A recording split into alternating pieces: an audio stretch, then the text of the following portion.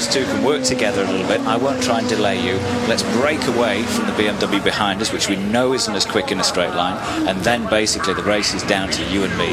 And whilst he can stay close in the slipstream, he has every chance of pulling away from the rest of them.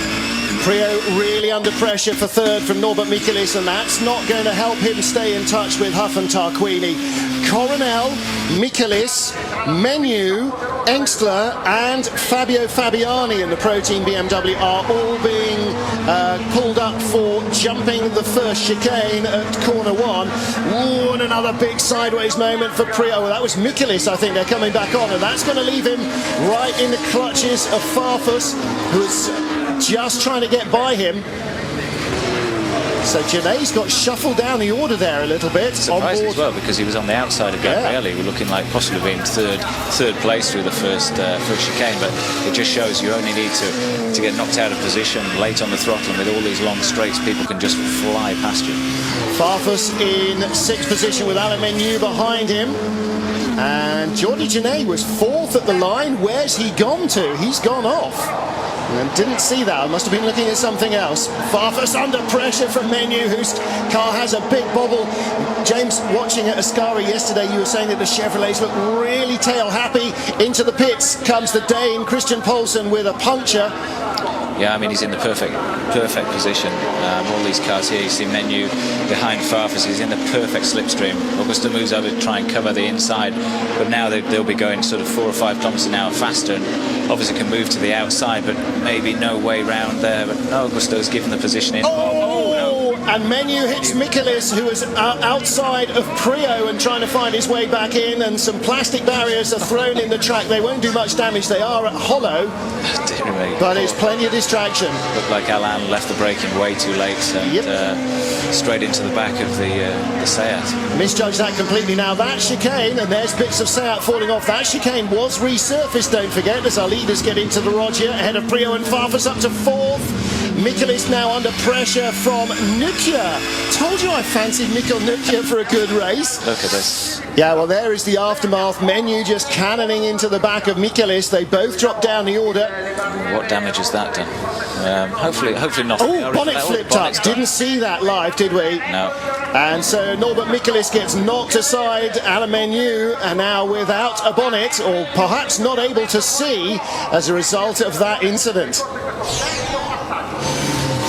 There is Alain Menées and Norbert Michaelis, and the yellow Seat of Mikkel Nukia has gone straight by. In fact, it's not Menées, of course, it's Muller trying to find his way around. Ivan Muller really with his tail up here, isn't he? Yeah, he's got a little bit of a problem though, because the rear bumper, with all the contact that's been going on, is actually just hanging a little wide, and that'll create like an air dam. So maybe he may be losing. Obviously, the car in front's almost lost his rear bumper, which, to be honest, is better than having it intact and catching the air, which basically slows the car down. It'll be like a little parachute at the back, won't it? Yeah. Exactly right. And so he would be better off to actually lose the whole part of the rear bumper. Gené and now Harry Volkard being called for cutting the chicane at turn 4, which is the entry to the Rogia. And with Christian Poulsen coming into the pit lane with a puncture and losing Daryl O'Young, I'm guessing the two may not be unrelated. O'Young was 3 rows in front of Poulsen, but here is the Chevrolet pit, and Alain Menées. Well, now, if you're in a road car, you could get your seatbelt to move and you could lean down and try and look out. Of course, racing seatbelts don't move. That's the whole point of them. He'll be able to see almost nothing. He'll see very little. I mean, even though you actually peer through the smallest section of the bottom of the windscreen, he probably can see where he's going, but he knows with the bonnet basically up like that, one, it'll have damaged the car. He's obviously damaged the front of the car, where the radiator is, which could be leading to cooling issues, but also the fact that he knows the car is going to be so slow in a straight line, so you would never attempt to do more damage, particularly when you've lost all chance of competing. Muller comes around the outside of Michaelis. That was a good run through the Rogia. He's inside at the first Lesmo, and if you sit on the outside there, you're going off. And Norbert Michelis recognises that, with John Waterman with his back to us and the rest of the boys leap into action on Alain's car. His race 1 is over, and he has not shaken off the bad luck in the test car that he had in his original race chassis last time out in Marrakesh. Muller now moves up to 6th position. We saw his girlfriend, his sister, the rest of the family there with Alain's wife, daughter and their family and friends in the Chevrolet garage. And Muller is making good progress. Incidentally, Rob Huff not lost track of Gabriele Tarquini. Look there, the two of them are. And as you might expect, with Tarquini towing Huffy around, Rob's just set the fastest race lap, only by 19 thousandths quicker than Gabriele's last lap. So Gabriele, including towing Rob around, which slows you down, actually may well have the fastest car on the track at the moment. Well, what Rob will be doing, I would imagine, is basically he's sitting behind Gabriele. He won't try and overtake him. What I would do in this position is you'd sit here, you know, basically you want to secure either first or second in the race. If you fight, you may drop back to Farfus, Prio, Nukia, and then basically have to fight over maybe finishing 6th or 5th in the race. So basically now when he gets the slipstream, he may lift off the throttle a little bit just to stay in contention, but keep it calm and allow Gabriele's speed to pull him along, set fastest lap after fastest lap and pull away from the guys behind. And then that way you are only fighting over first and second, and you're not taking any risks.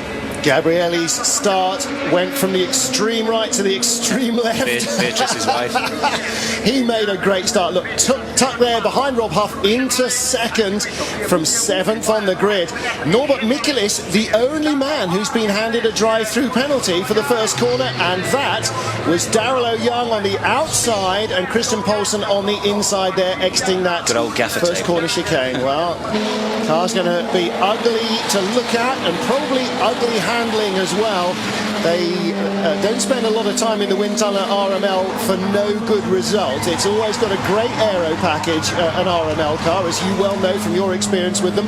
But yeah, when you smack it hard into something and then tape up the bits, it's never going to be quite what it was. No, RML are totally fastidious for detail, and they're definitely one of the most well thought out and well finished race cars you'll ever see. I mean, the attention to detail on it is fantastic. Lead pair have gone, which leaves Prio and Farfus 3rd and 4th. Looking back from Gabriele, you can just see Rob, and of course Spider-Man will know that Huffy is right in his mirrors all the way, and that brings its own little bit of extra pressure, particularly because he can't shake the Chevrolet off at all. And now Gabriele, 5 laps in, or 5 laps completed now and 4 to go, will know that he will start to run out of brakes if he continues to suffer this pressure from Huff. And Huffy, well, he will know as well that he's got a certain amount of time with some good brakes before they're not going to work too well for him. So he wants to pile on the pressure onto Gabriele, try and force a mistake. But what about this teammates battle though, James?